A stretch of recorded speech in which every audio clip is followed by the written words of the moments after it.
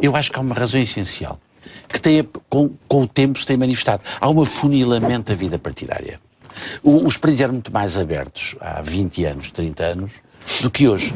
Hoje em dia são, acima de tudo, um mecanismo de ascensão social, individual, das pessoas que lá estão. Servem para, menos como representação política dos cidadãos e mais como um mecanismo de ascensão dos próprios. Ganhar estatuto na política? Ganhar estatuto, ganhar capacidade, ganhar a vida. Ouça, ser político é legítimo. Claro. Eu não sou contra os partidos, nem contra os políticos, sou a favor. O que sou a favor é de outra coisa. É que não lhes criem partidos suficientes. E há aqui um problema dramático. Esse afunilamento é perigoso. Perigoso, e começou em 95. Está a saber. E começou em 95 com duas pessoas. Não me esqueço. Com quem? Dr. Fernando Nogueira, do PSD, e Engenheiro António Guterres, quando começaram a pôr, em nome da transparência, um conjunto de regras que impediam as pessoas de fazer política, que foram agravadas nos anos seguintes. Cada ano que passa, cada vez mais se fala de transparência, que na prática significa o seguinte: criar condições para que algumas pessoas não façam o exercício da política. Dou-lhe um exemplo.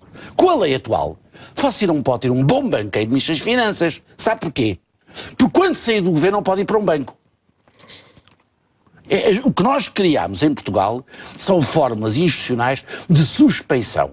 Nós queremos a ideia que todo o cidadão da elite portuguesa é um malandro, um criminoso e um bandido. O que o engenheiro está a dizer é que assim não se conseguem atrair os melhores. Os partidos criaram condições para se automanterem no poder, fechando a porta a quem é mais capaz. E têm feito isso através de um critério chamado a transparência.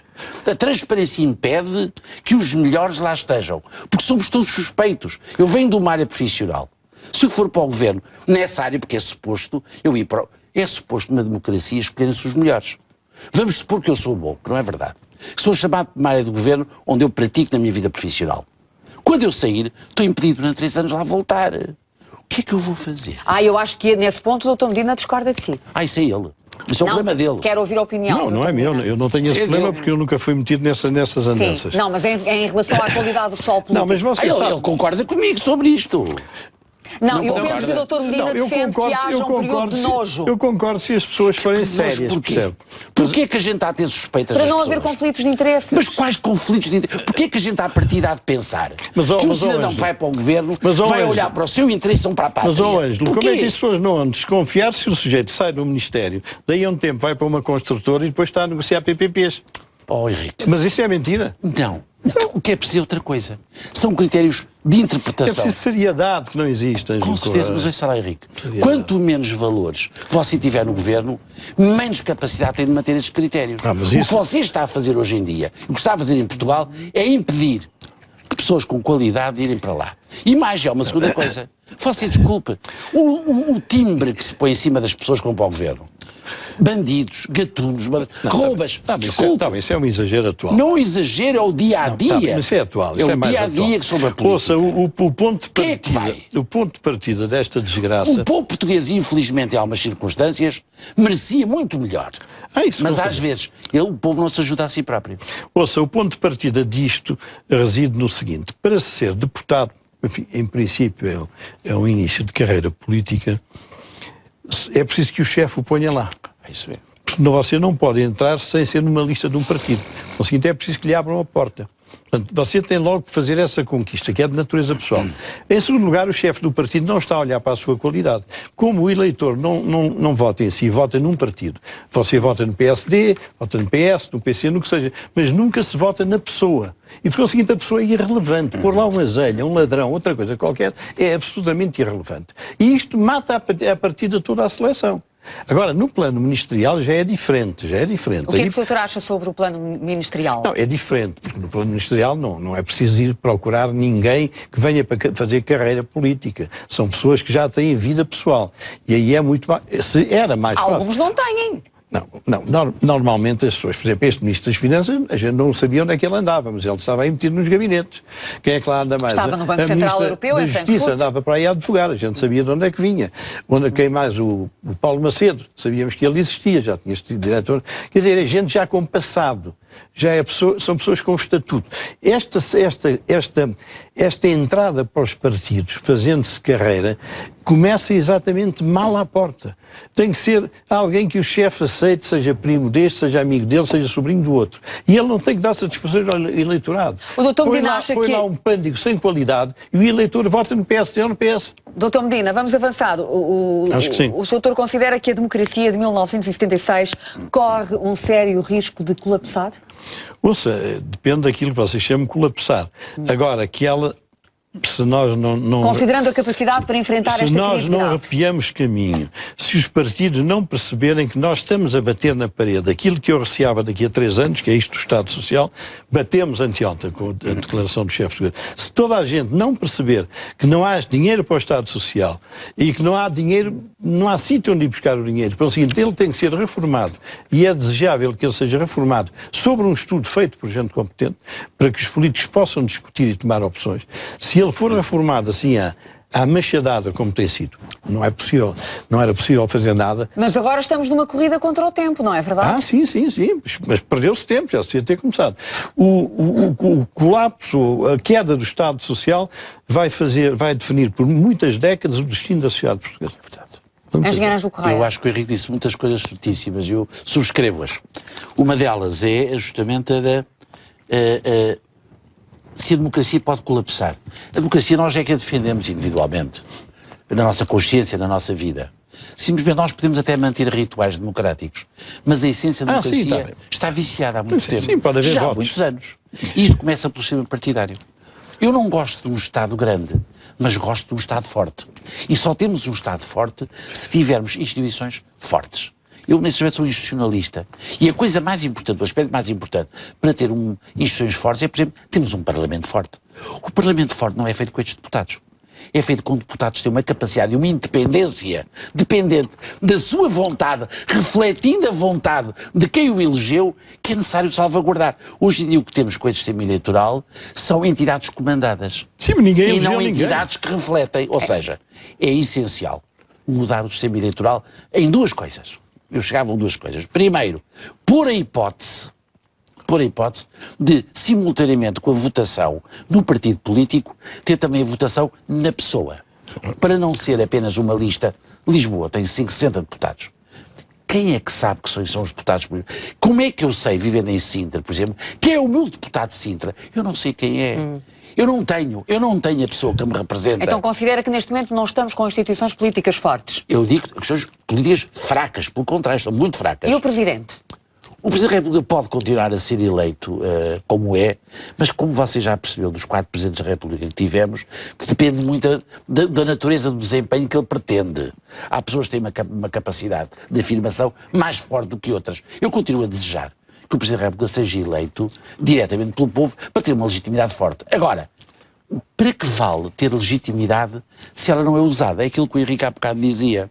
Há momentos na história em que o Presidente da República tem de alertar, tem de falar.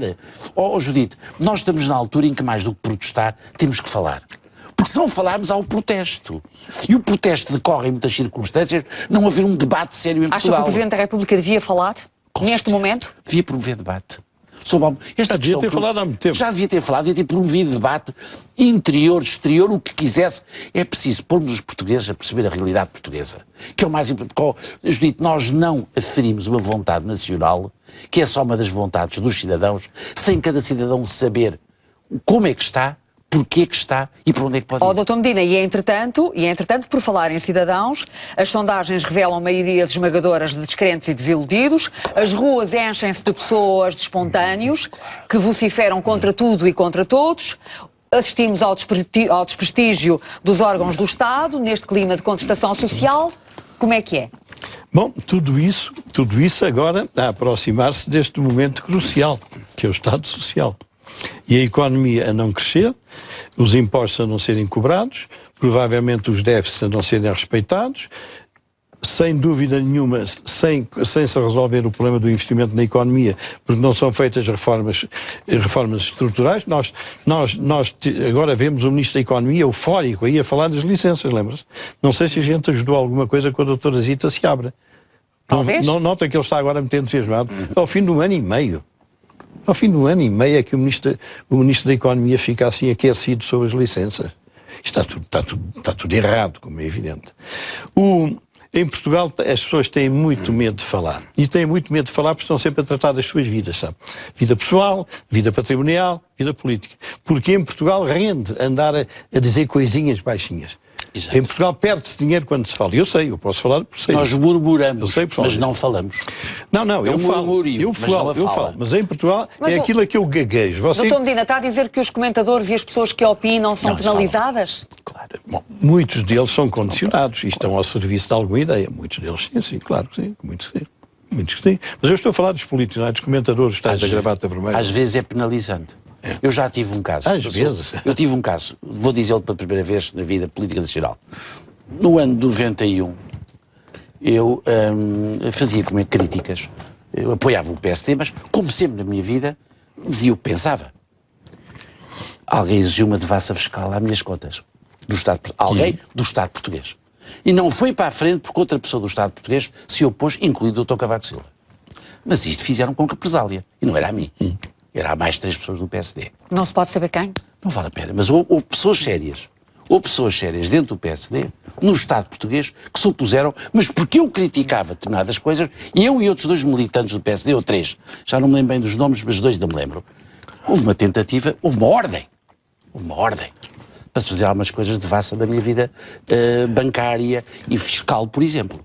Ouça, isto passou-se e houve alguém que me chamou do governo para dizer vamos impedir isso porque isso é um crime. Mas eu já nem falo disso, isso é, digamos, um abuso de poder. Pois foi, mas as pessoas que o fizeram andam por aí. Mas eu digo é outra coisa. Andam por aí. Eu, por exemplo, nenhum governo me contrata para fazer nenhuma reforma, nenhum projeto de lei, nem de portaria, nem de coisa nenhuma. É nesse plano, digamos. Então era o que eu estava a perguntar. O doutor Medina acha que tem sido penalizado mas muito. Como fiscalista que é, por dizer aquilo que diz. Mas eu, quando decidi falar, eu sabia que ia perder. Eu não falo para ganhar. Eu falo para perder. Tenho a consciência de perder. E eu e qualquer pessoa que aqui seja honesto e que seja claro no que diz. Não esteja aqui a gaguejar à procura das palavras que convém a este ou aquele, percebe? Tenho a certeza disso. Mas o Correio sabe muito bem isso e qualquer pessoa normal sabe. E é por isso é que normalmente nas televisões aparece um número excessivo de gagos, não é? De quê? De pessoas que andam à procura da palavra, que não desagrada aquele, não desagrada outro, não se desconfia. Doutor Medina, o senhor tem dito aqui também algumas vezes que neste ambiente de grande contestação social e de grande intranquilidade é preciso ter muito cuidado com o aparecimento de lideranças populistas. Não estamos nada isentos de um caminho desses, não é? Daqueles populistas perigosos, que a história europeia bem conhece alguns. Aqui, se aparecer dentro de não muito tempo uma pessoa que seja competente, que seja bom comunicador, que tenha uma vida limpa, é capaz de levar muita gente atrás. Porque já ninguém acredita nessa gente que vai e anda, não. Essa gente que anda nos partidos não tem crédito. E a resposta da Justiça? Perante os casos, a justiça é mais uma vítima desta pseudo-democracia em que a gente anda. Não? É um sistema, em toda a parte, há políticos que são perseguidos, que praticaram crimes ou há suspeitas. Aqui não. Aparece uma notícia com grandes estardalhaços sobre isto, aquilo ou outro, que a 2, 3, 4, 5, 6 anos, ninguém sabe em que estado é que estão os processos. Estão por lá a arrastar-se. Em vez de haver a publicidade sobre o estado dos processos, não se sabe. Depois são todos isentos, ou caducam, ou prescrevem, e depois, como não há coragem de instituir enriquecimento ilícito, alguém que rouba agora pode estar toda a vida sossegado. Nunca mais ninguém o massa. E isto é uma das desgraças da democracia portuguesa. Porque no meio da fome, das incertezas, das dificuldades que a sociedade portuguesa hoje levanta à vida de cada um de nós, este ambiente de imoralidade na justiça é extremamente perigoso. Extremamente perigoso. Engenheiro Ângelo Correia, acha que estamos num momento